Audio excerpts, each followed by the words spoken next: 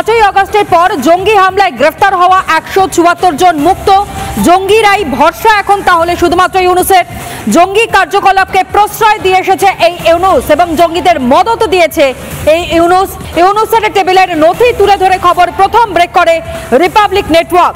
আর সাংবাদিক বৈঠক করে তা মেনে নিল এবার বাংলাদেশের পুলিশ। পুনরায় গ্রেপ্তার হয়েছেন 1500-র মতো, এরকম 700+ বন্দী যারা এখনো পলাতক রয়েছে। এর মধ্যে আসলে একদম সুনির্দিষ্টভাবে আপনাকে বলতে পারছি না, বাট টোটাল সব মিলিয়ে শীর্ষ সন্ত্রাসী অথবা যদি আসলে ডেফিনেশনটা অনেক ক্ষেত্রে মিলবে না, তো আমাদের যে ডিফাইন্ড অনুসারে শীর্ষ সন্ত্রাসী 11 জন মুক্তি পেয়েছেন। জঙ্গিদের মুক্তি পেয়েছেন অ্যারাউন্ড বিভিন্নভাবে 222 জনের পরে, আমি কারেক্ট করছি 174 জনের মতো, বিভিন্ন যারা জেএমবি অথবা বিভিন্ন নামে ছিলেন তাদের মধ্যে। আর শীর্ষ সন্ত্রাসী নামে আমাদের ডেফিনেশনে 11 জন মুক্তি পেয়েছে। টোটাল 70 জনের মতো যারা পালিয়ে গিয়েছিলেন, তাদের মধ্যে 70 জনের মতো পালাতে।